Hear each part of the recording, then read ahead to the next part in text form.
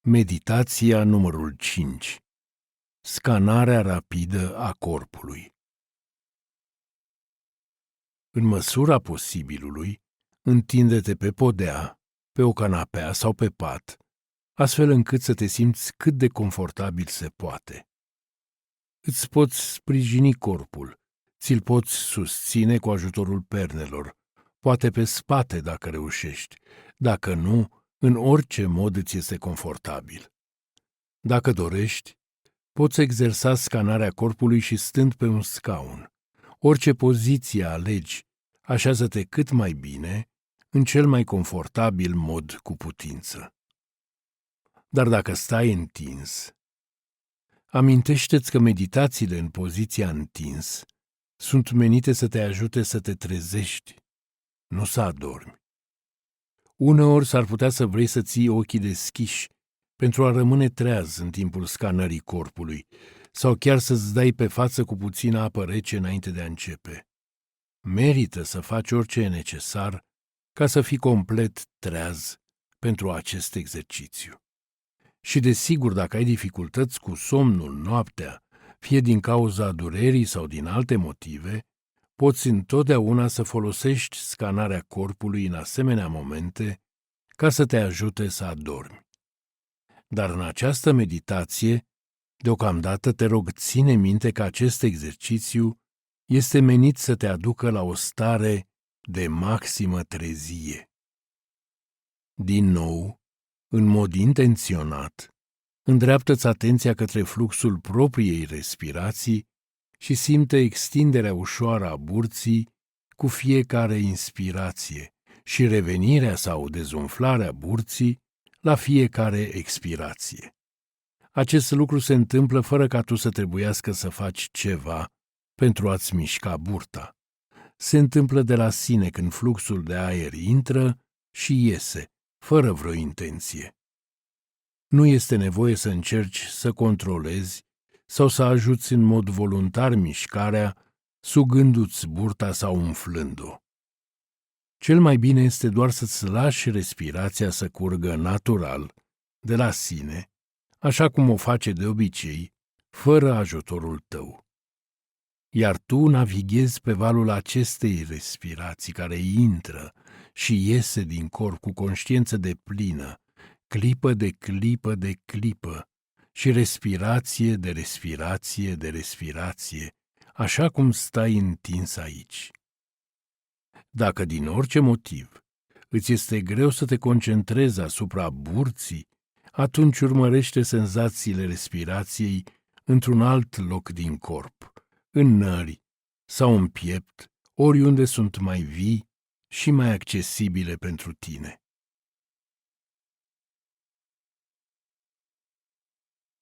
Dacă ai o senzație intensă oriunde în corpul tău în acest moment, permite-i doar să fie acolo, cât poți mai bine, având în minte cele câteva modalități pe care deja le știi de a lucra cu senzațiile intense și de a te împrieteni cu ele, astfel încât disconfortul prezent să nu fie un impediment pentru exercițiile tale.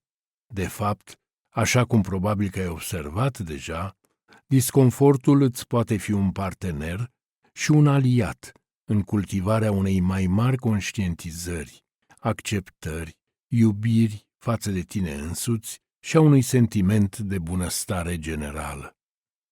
Desigur, ești liber să folosești oricare dintre celelalte strategii în orice moment în care simți că ai nevoie, atunci când ghidarea mea nu te ajută, și poți reveni la vocea mea oricând simți că este potrivit. Ca o recapitulare a opțiunilor pe care le ai, poți să urmezi firul instrucțiunilor mele pe tot parcursul, conștientizând atracția oricărei senzații de disconfort din orice loc din corp, dar fără să te lupți cu ea. Permite-i doar să fie așa cum este și cere-i să aștepte să primească mai multă atenție atunci când vei ajunge în acea zonă a corpului. Iar apoi poți renunța la ea, dacă ea renunță la tine, și poți merge mai departe. Sau poți îndrepta fiecare inspirație către regiunea cu cea mai mare intensitate a senzațiilor și să respiri prin acea zonă, permițând conștiinței tale să cuprindă atât senzațiile respirației, cât și senzațiile intense din regiunea respectivă a corpului, oricât de neplăcute ar fi ele, până când ceva se schimbă, dacă se schimbă, și îți dai seama că vrei să-mi urmezi din nou vocea. Sau poți să-ți concentrezi oricând atenția asupra senzațiilor din acea regiune, precum și asupra oricăror gânduri și emoții care ar putea apărea, în timp ce tu rămâi în câmpul conștiinței în fiecare clipă, fără să încerci să îndepărtezi sau să urmărești nimic. Sau poți încerca să-ți creezi și să implementezi o strategie a ta proprie și să o experimentezi în spiritul inovației și al faptului că tu deții controlul. Și oricând consider că este potrivit să o faci, revino la instrucțiunile mele. Prin repetarea continuă a acestei scanări a corpului relativ scurte, cu timpul vei putea, cel mai probabil, să urmezi tot mai mult ghidarea propriu-zisă și să aduci părțile mai dificile din corpul tău în câmpul conștiinței atunci când ajungi la ele. Deci acum, când ești gata, pe o expirație mută-ți atenția în afara burții și însoțește-o tocmai până la labele picioarelor. Fii conștient de labele picioarelor tale, de amândouă, și susține această conștientizare cât poți de bine, clipă de clipă de clipă. Observă cum sunt cuprinse în conștiința ta amândouă în același timp, fără niciun efort, în timp ce te conectezi la senzațiile, oricare ar fi ele, pe care le simți în labele picioarelor tale, sau la amorțearea din ele, sau la lipsa oricărei senzații, dacă nu simți prea multe în labele picioarelor. Rămâi în această stare de conștiință cât de mult poți, în poziția în care te afli, predă-te senzațiilor din labele picioarelor tale și senzațiilor respirației în același timp.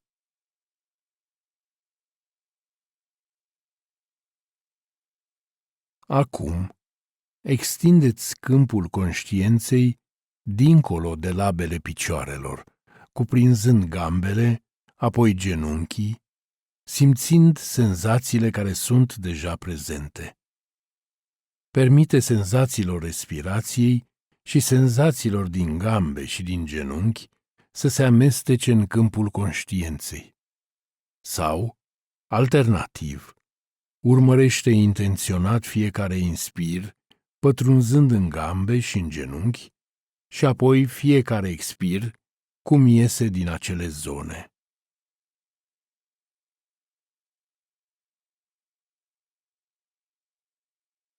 Acum, include părțile superioare ale ambelor picioare în câmpul conștiinței.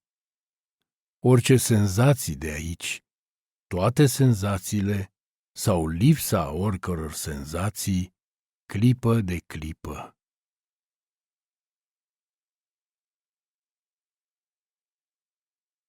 Iar acum, treci la pelvis și cuprinde întregul bazin pelvian în conștiință.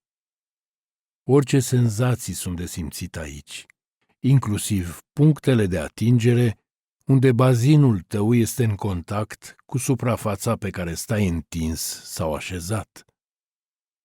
Doar respiră împreună cu toate acele senzații, oricare ar fi ele, clipă de clipă și respirație cu respirație, în poziția în care te afli.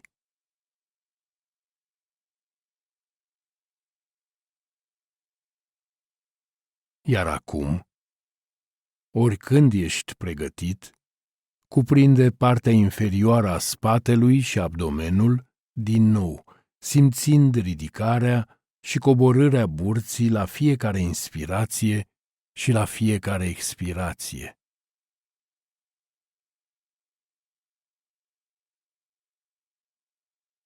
Iar acum, pe măsură ce continuăm, cuprinde în câmpul conștiinței tale partea de sus a spatelui, cutia toracică, omoplații și umerii înșiși. Poate că simți senzații în piept când plămânii se umplu cu aer și apoi îl eliberează. Și poate, dacă stai complet nemișcat, chiar îți simți bătăile inimii.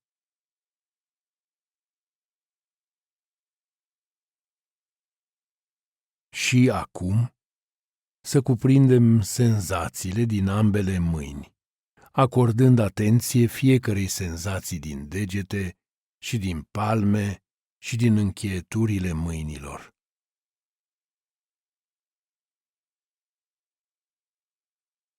Iar acum, permite-i conștiinței tale să se extindă în afara mâinilor și încheieturilor, la antebrațe, coate, brațe și subsori și din nou la umeri. Simte-ți brațele și mâinile cu totul, legănate în conștiință, alături de toate regiunile corpului pe care le-ai vizitat până acum. Și doar rămâi aici, clipă de clipă, cu deplină conștiință.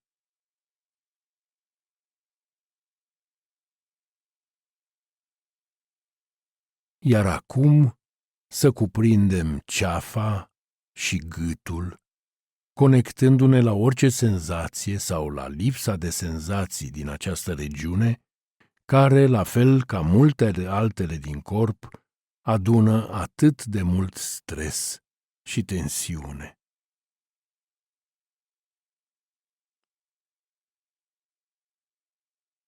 Și treci acum la regiunea capului și a feței, cuprinzând în întregime această parte a corpului în deplina ta conștiință. Simte orice este aici de simțit. Respiră deplin treaz, rămâi în starea de conștiință, soarbe din unicitatea chipului tău, din capacitatea lui uimitoare de a exprima sau de a ascunde emoția și din frumusețea lui intrinsecă atunci când este liniștit și împăcat. Acum, adu în câmpul conștiinței întregul craniu, care adăpostește remarcabilul tău creier, cea mai complexă îmbinare de materie cunoscută în univers, care chiar în acest moment se racordează mai fin, datorită exercițiului de mindfulness, chiar aici și chiar acum.